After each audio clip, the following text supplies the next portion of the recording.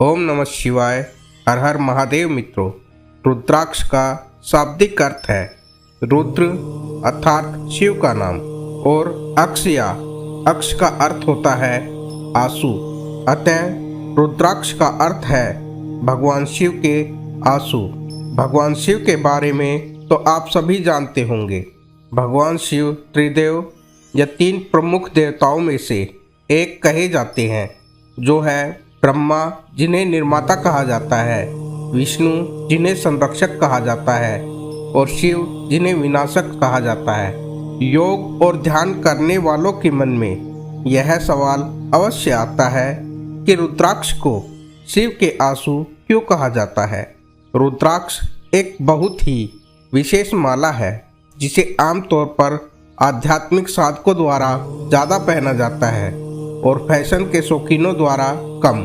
आजकल लोग इसका उपयोग फैशन और आकर्षक दिखने के लिए ज़्यादा करने लगे हैं, लेकिन रुद्राक्ष के उद्देश्य को जाने बिना यह वास्तव में हानिकारक भी हो सकता है। तो आइए अब हम रुद्राक्ष के बारे में जानते हैं। जब माता सती, जिन्हें दक्ष की बेटी भी कहा जाता है और भगवान शिव की पहली पत्नी माना जाता है, जब उन्हें पता चला कि उनके पिता के घर यज्ञ हो रहा है और सभी को आमंत्रित किया गया है, केवल भगवान शिव को आमंत्रित नहीं किया गया, तो उन्हें बड़ा दुख हुआ और उन्होंने वहां जाने का निश्चय किया।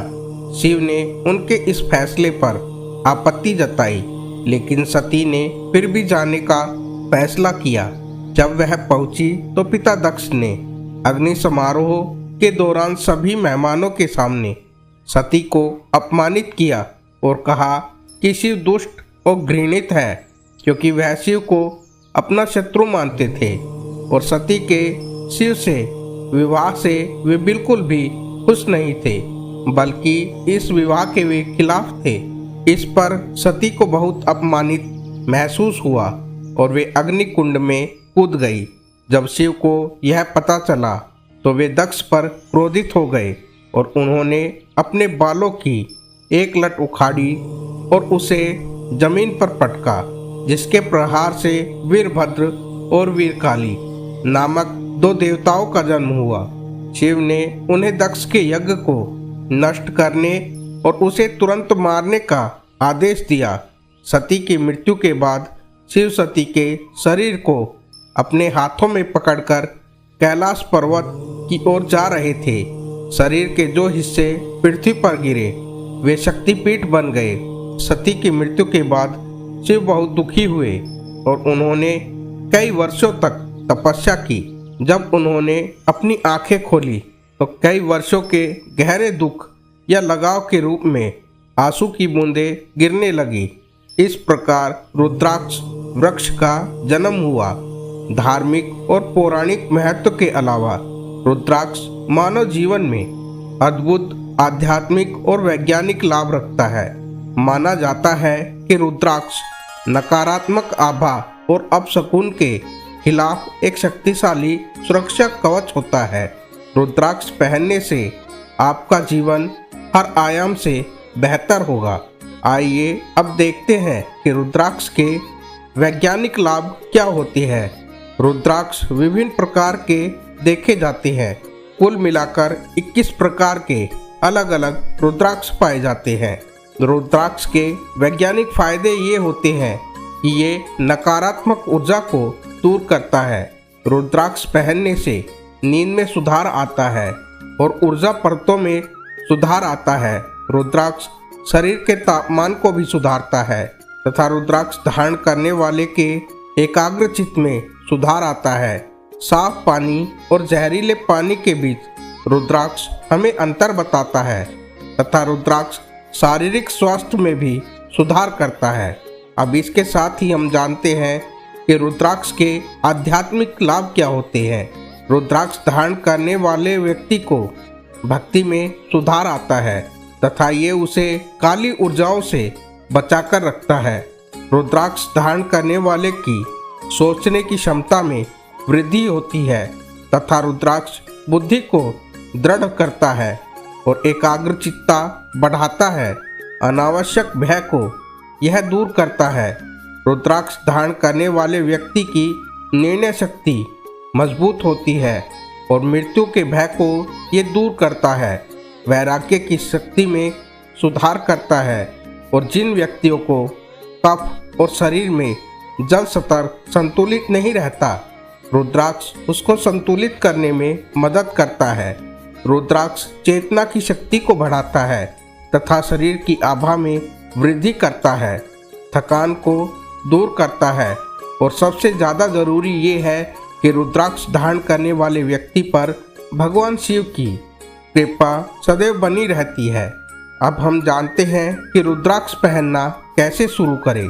यदि आप रुद्राक्ष पहनना चाहते हैं तो इसे वैदिक संस्कृति में शिष्य को नया जीवन शुरू करने के लिए रुद्राक्ष की माला उपहार में दी जाती थी और वह माला को गुरु के सम्मान या स्मृति के रूप में ग्रहण किया जाता था। इसलिए यदि कोई गुरु आपको माला उपहार में देता है तो कभी भी इनकार ना करें, बस इसे स्वीकार करें और इसे पहनना शुरू कर दे। माला पहनना शुरू करने के लिए शिव दिवस अर्थात सोमवार सबसे अच्छा दिन होता है। माला पहनने से पहले मैं आपको सलाह देता हूँ, इस माला को किसी पवित्र स्थान पर रखें और वहाँ पर धूप जलाएं। धार्मिक ग्रंथों में आमतौर पर रुद्राक्ष की माला पहनने से पहले उसे शुद्ध और ऊर्जावान करने की सलाह दी जाती है। ऊर्जादायक प्रक्रिया में रुद्राभिषेक और प्राण प्रतिष्ठा का कार्य किया जाता है। यह विश्वास ईश्वर का आशीर्वाद प्राप्त करने के लिए किया जाता है। अब हम आपको बताएंगे कि आपको रुद्राक्ष कब नहीं पहनना चाहिए। यदि आप किसी दिन मांस खा रहे हैं तो यह सलाह दी जाती है कि आप अपनी माला अपने बैग में रखें और अगले दिन स्नान के बाद इसे दोबारा पहनें। यदि आप शारीरिक रूप से अशुद्ध हैं तो आपको रुद्राक्ष नहीं पहनना चाहिए। इसमें आप अपने रुद्राक्ष को बैग में भी रख सकते हैं और इसके बाद आप इसे दोबारा पहन सकते हैं। कब्रिस्तान में कभी भी रुद्राक्ष को लेकर नहीं जाना चाहिए और नवजात शिशु के जन्म के समय या जन्म प्रक्रिया के दौरान भी रुद्राक्ष माला के उपयोग से बचना चाहिए। और यदि अनजाने में रुद्राक्ष के कुछ मोती आप खो देते हैं या माला टूटने से आपसे कोई मोती गुम हो जाता है तो आप उसमें उसी प्रकार के कुछ और रुद्राक्ष मोती जोड़ सकते हैं। यदि आप फटे हुए रुद्राक्ष की माला पहनते हैं तो यह अच्छा नहीं माना जाता, क्योंकि फटे हुए रुद्राक्ष की माला में ऊर्जा पहले की तरह काम नहीं करेगी। रुद्राक्ष शरीर को छूना चाहिए और माला भी एक दूसरे को छूनी चाहिए। रुद्राक्ष को किसी भी साबुन आदि के बजाय केवल पानी से धोना चाहिए। शिव को हमेशा भौतिक चीज़ों से अधिक प्राकृतिक चीज़ें पसंद आती है, इसलिए शिव मंदिर में केवल जल चढ़ाया जाता है और जल भी चढ़ाना आध्यात्मिक पथ पर भक्ति जारी रखने के लिए पर्याप्त होता है।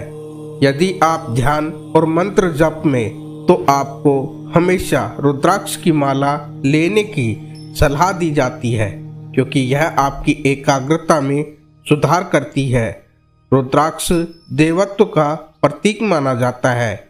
यह सकारात्मक और शांति की एक प्रामाणिक आभा का निर्माण करता है, इसलिए ध्यान में इसका बहुत ही महत्व है।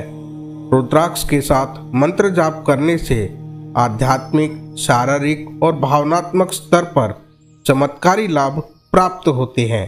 तो आज की यह वीडियो यहीं पर समाप्त करते हैं। आशा करता हूँ आपको वीडियो में दी गई जानकारी पसंद आई होगी।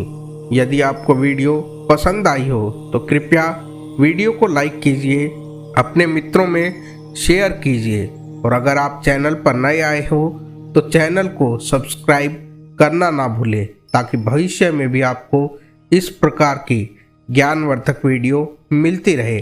तो मिलते हैं आपसे अगली वीडियो में, तब तक के लिए हर हर महादेव।